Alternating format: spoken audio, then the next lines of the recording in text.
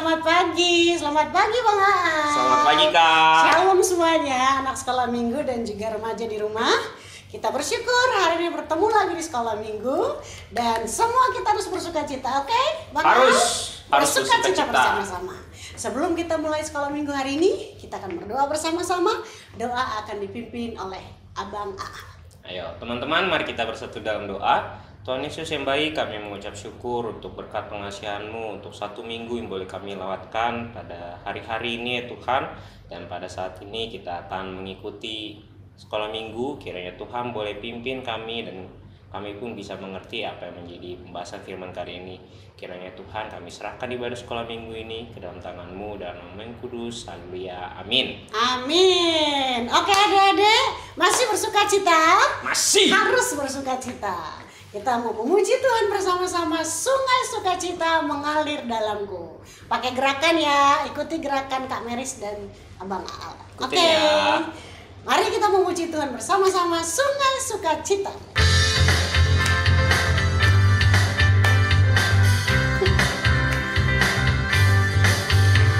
Sungai sukacitamu mengalir dalamku. Oh yes. Yes, yes, yes. Anggur sukacitamu melimpah dalamku. Ku menari dan bersuka, puji-Mu di setiap waktu. Sebab sungai sukacitamu ada dalamku. Mengalir bersamamu, bersuka di dalam-Mu, mengikuti-Mu Tuhan dalam pergerakan-Mu, melayani-Mu Tuhan di dalam sukacita-Mu, sebab hanya Tuhan yang membuat sukacitaku penuh. Kita ulang sekali lagi ya. Sungai sukacitamu mengalir dalamku. Oh yes, yes, yes, yes. Anggur sukacitamu melimpah dalamku. Ku menari dan bersuka, puji-Mu di setiap waktu. Sebab sungai sukacitamu ada dalamku. Bersama-Mu, bersuka di dalam-Mu, mengikuti-Mu Tuhan dalam pergerakan-Mu,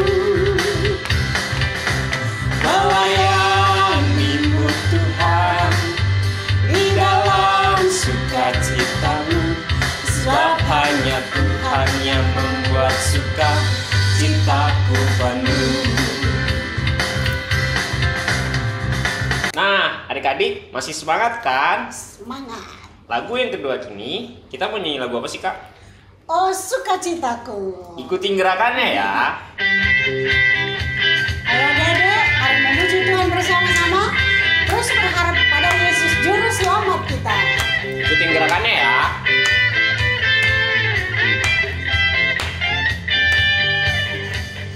Oh sukacitaku, pam pam pam pam, sejak ku jumpa Yesusku. Oh sukacitaku, pam pam pam pam, ku temukan Juru Selamat. Dia mengasihi aku, bahkan mati bagiku. Sukacitaku kini penuh. Padanya aku berharap, pada Yesus Allah yang hidup. Padanya aku berserah, Engkau sumber kehidupanku.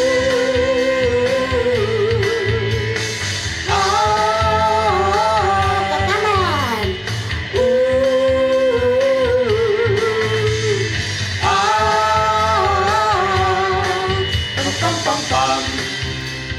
ya. Oh sukacitaku, pam pam pam pam, setiap ku jumpa Yesusku. Oh sukacitaku, pam pam pam pam, ku temukan juru selamat. Dia mengasihi aku, bahkan mati bagiku. Sukacitaku kini penuh. Padanya aku berharap, pada Yesus Allah yang hidup. Padanya aku berserah, Engkau sungai kehidupanku.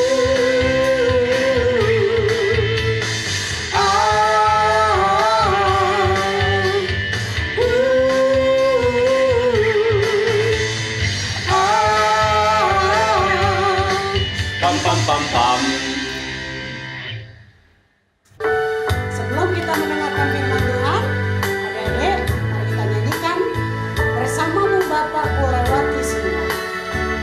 Engkau ada bersamaku di setiap musim hidupku.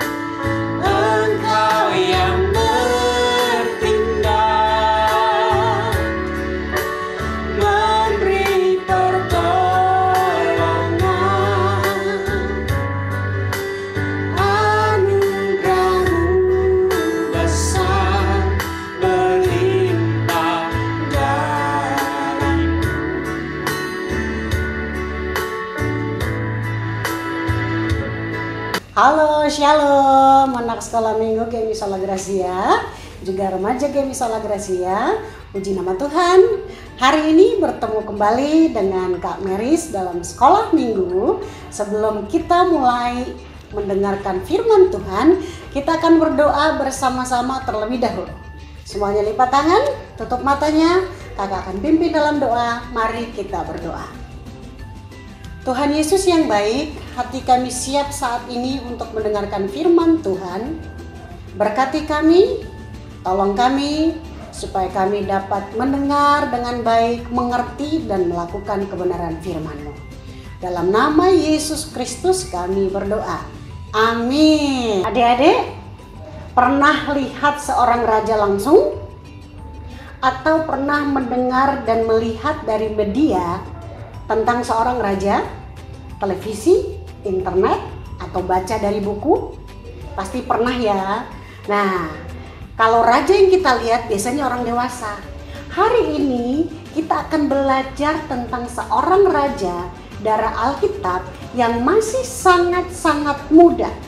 Usianya baru 8 tahun. Bayangkan 8 tahun, artinya masih seusia adik-adik di rumah. Masih SD, tapi menjadi raja. Apa kelebihannya yang perlu kita pelajari bersama-sama? Siapa dia? Namanya adalah Yosia.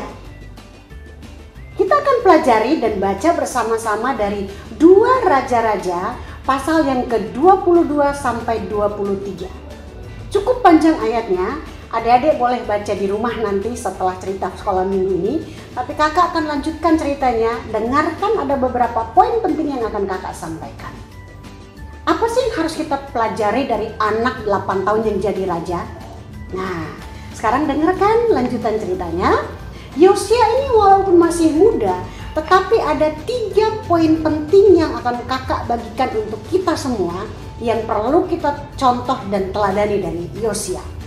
Yang pertama, di usianya yang masih muda, Yosia ini belajar mengikuti apa yang sudah dilakukan oleh ibunya dan nenek moyangnya Daud.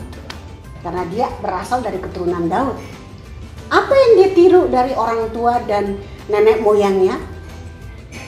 Yaitu setia dan taat kepada Tuhan. Dia mengikuti contoh daripada keturunannya sebelumnya untuk tetap beribadah kepada Tuhan. Nah, artinya apa? Sebagai seorang anak, dia mengikuti orang tuanya untuk sungguh-sungguh setia, berdoa, beribadah kepada Tuhan yang benar. Itu poin yang pertama.